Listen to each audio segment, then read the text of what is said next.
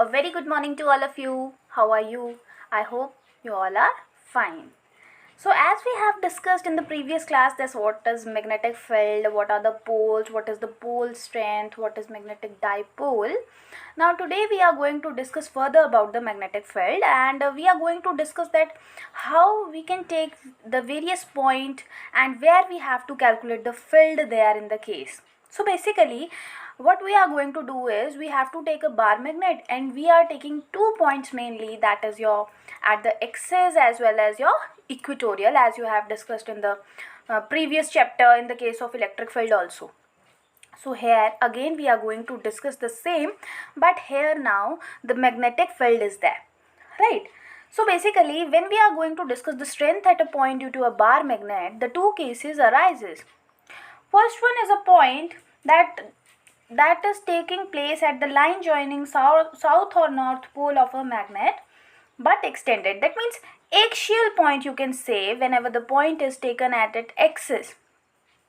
And the another one point is known as equatorial point or equatorial axis you can say. Okay, so we have to calculate the strength of the magnetic field due to the 2 points. First one is your axial and the second one is your equatorial point. So here as we are going to discuss about the axial line or the axial line at the magnetic field intensity, and then we will discuss the equatorial point. So let's discuss the magnetic field strength due to axial line or you can say axial point. So because of the bar magnet this axial point lies, so let's take a bar magnet. Now this is your bar magnet here. This point denotes the south, this one denotes the north. Obviously because they have 2 poles, so that's why there are 2 points. Now what happened, you have to extend this axis of the bar in such a way where you have to calculate the magnetic field.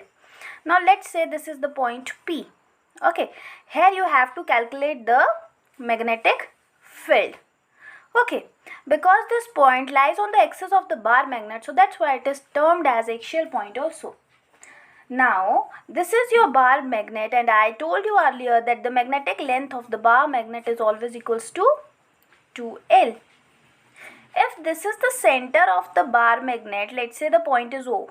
Okay, so here the distance from the center of the bar magnet to the point is always taken as R. Okay, now what you have to do is you have to calculate the magnetic field intensity firstly due to this pole and then due to this pole.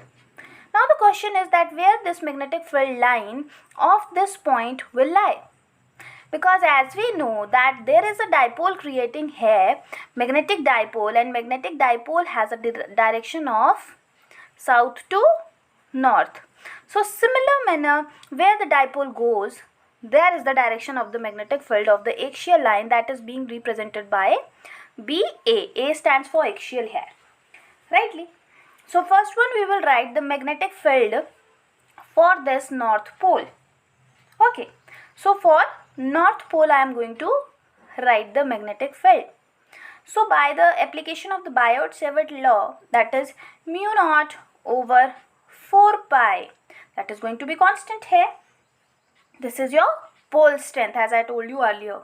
Now pole strength is denoted by Qm, and because N to P distance is to be taken, so what is NP?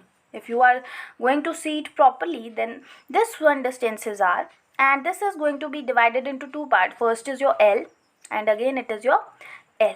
You can see here. So NP will be equals to R minus L. So because it is going to be square of the distance, so that's why R minus L ka whole square, and where its direction is along NP. That means positive x-axis. In vector form you are going to write it like mu naught over 4 pi, and this is Qm, and this is R minus L ka whole square, and because positive axis, so that's why I cap. Okay.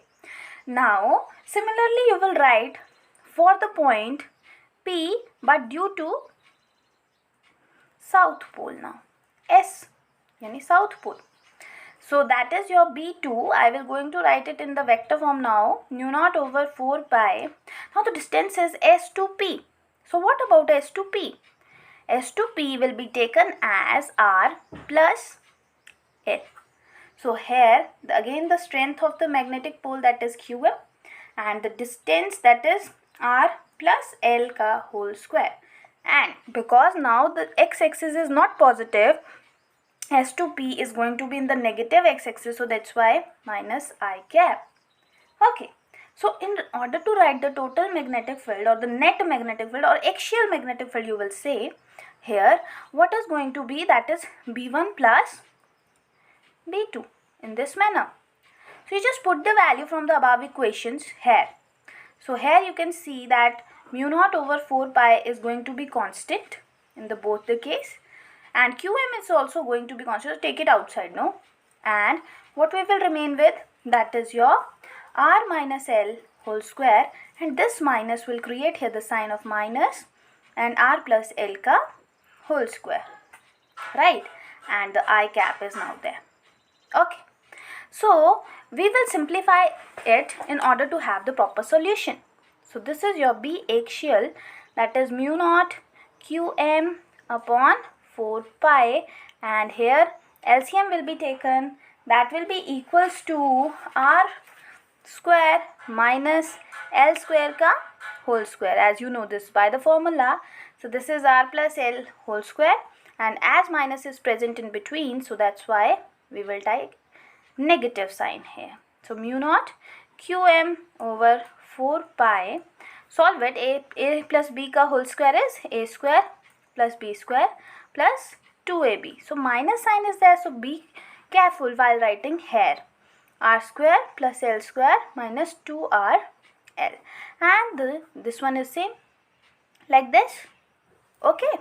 So what you have, mu naught over 4 pi, Qm will be taken outside, open the brackets so that you will simplify it easily, and here you go, that is like this, plus 2RL, no?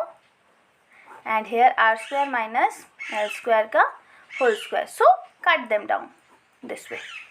So what we have, mu naught over 4 pi, this is Qm, and here we have 4RL, R square minus L square, this is whole square. So what you can do is, as you know that Qm into 2L is always equals to magnetic moment or magnetic dipole moment. So we will simplify it like 4 pi Qm, 2L will be taken outside, and what you have 2R upon R square minus L square ka whole square. So this will be written as mu naught over 4 pi, this is 2mR upon R square minus L square ka whole square. So basically this is your axial magnetic field. When the point is taken at the axis, so what will be the magnetic field here? This one. And I forget to write I from the previous thing. So here you will note down the I also. That means where its direction will lie. So obviously along the positive x-axis, as I told you earlier, right? Now if the magnet is going to be small, so in that case, if magnet is going to be small, that means the distance is going to be very, very large.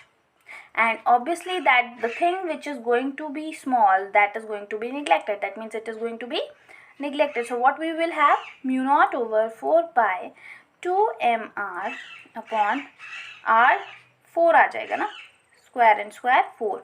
But this R and this R will be cancelled out. So we have axial magnetic field as mu naught over 4 pi 2m upon R cube. So this is your final result for calculating the magnetic field due to a point that lies on its axis and the magnetic field strength due to a axial point. Now as I told you earlier that the magnetic field that lies, net magnetic field on this case will lie along the right hand side because its direction is always equals to the same as that of the magnetic dipole moment. So as I know, a magnetic dipole moment has the direction from south to north, so that's why the axial magnetic field has also direction from left to right. Is it clear? Okay. So this is the thing, and you can see that the magnetic field and the magnetic moment has the angle that is going to be 0. That means they lie parallel. So that's why they're lying along a straight line. Clear? Now we can proceed with the next topic, that is your second point is equatorial point. Equatorial point means that when the point lies in such a way that passing through the center of the bar magnet. So we have to consider a bar magnet first of all, right? This is your bar magnet and the point is lying in such a way that it will cross its center. So this is your axis of the magnet, okay, and here we go, that is the center of the magnet, and the point that is present somewhere because it will crosses this center like this. So due to this there will be the magnetic dipole and also due to the north pole. Magnetic field will occur due to the south pole as well as for north pole. So let's say the first magnetic field is lying due to the north pole. So that's why I am going to write it as B1. And due to the south pole, the magnetic field will goes like this. This is your B2. So we have two vector and the resultant vector is always going perpendicular to them. So that's why net magnetic field or equatorial magnetic field will lie here. This is theta and this is theta. So the total angle here made is 2 theta, and here again the theta, and this will also again the theta. Clear? Now what is the perpendicular distance, or you can say S to P, what the distance is? By Pythagoras theorem we will able to calculate it. This is R, this one is 2L, and if it is going to be break from center, it is again L, this is again L, right? So what the one this distance is? By Pythagoras theorem, h square is equals to b square plus p square. So basically what is b? B is L square plus R square, or you can write it as a further also. So basically when we are going to write this distance, this will be equals to under root of R square plus L square in this way. Okay, so firstly we will write the magnetic field due to a north pole. So that is going to be represented by V1 as we have indicated in the diagram also. So that will be equals to mu naught over 4 pi. The pole strength is Qm, and here this distance will be equals to under root of R square plus L square ka whole square. And what is its direction?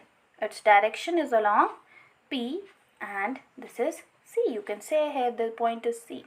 You can complete by making the parallelogram also. Okay. Now as this is square root and this is square, so it will be cancelled out, and what you have? Mu naught over 4 pi Qm upon R square plus L square, right? Okay. Now similarly for south pole you will write it as, yes, what will be the second expression, or the second magnetic field here is going to be represented by B2. So that's why I have written B2 here. Mu naught over 4 pi, this is Qm and this is R square plus L square. So you can see here the magnitude of the equation number 1 and equation number 2 is going to be same, but their directions are not same. Here the resultant angle is going to be 2 theta. Okay, so in the case if we apply the parallelogram law of vector addition, so resultant magnetic field, that is equatorial, that will be equals to B1 square plus B2 square plus 2B1 B2 cos of theta, but here theta is 2 theta. Because their magnitude equals, B1 is equals to B2, no? So I can replace it here. So what it will become? It will become as 2B1 square. This one B1, this one. So 2B1 square, and this is your 2B1 square again, and this is cos of 2 theta. You have put it here, that's it. So here what you have, you will just take out the 2B1 square common. We have 1 plus cos 2 theta. So what is 1 plus cos 2 theta is equals to? It is equals to 2 cos of square of theta. So we are going to replace here by 2 cos square of theta. So B equatorial will be equals to under root of 2B1 square, and that is equals to 2 cos square of theta. So here 2 2s are 4, so that's why it come out easily from the under root. This one is B1, again this is square, so no issue, this is like this. So B equatorial is like this.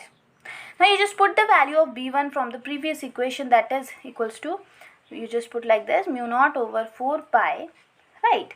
This is QM upon R square plus L square, okay, and this is your cos of theta, okay, right? Now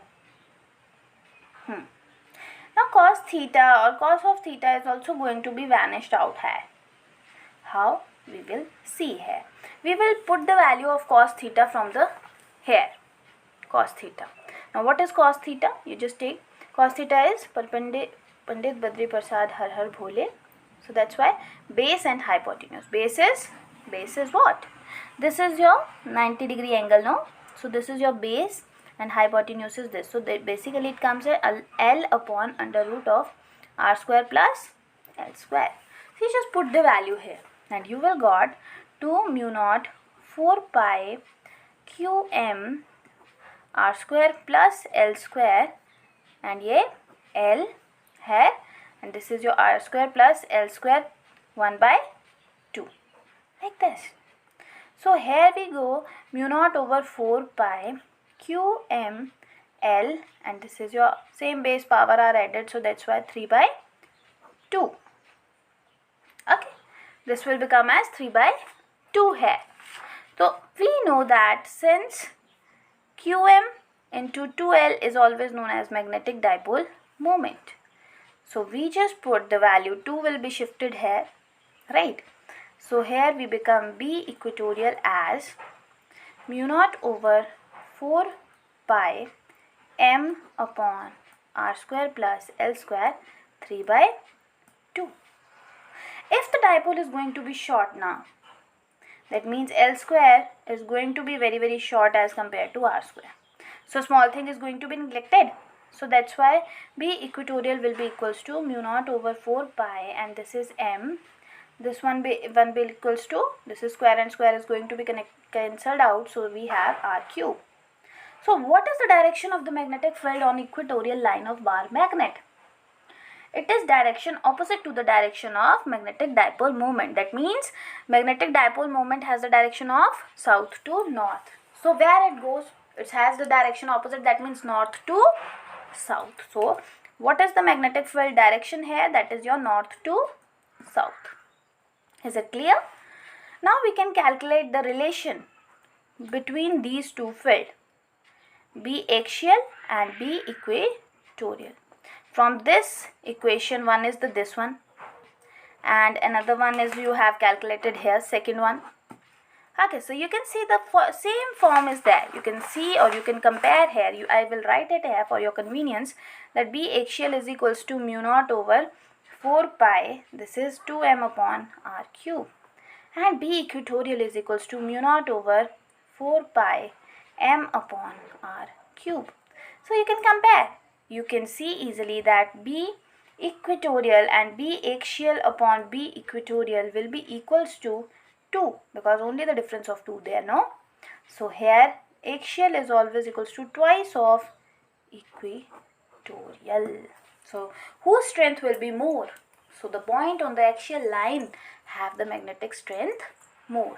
So that's the two topic that we have studied today, that the magnetic field on the axial line of a bar magnet as well as your equatorial line of a bar magnet. You are free to ask any question. If you have any query, you can ask me in my personal number, and your homework is to do the numerical based on these topics and try out yourself more and more MCQ, so that more topic will be understandable by you. Thank you and have a nice day.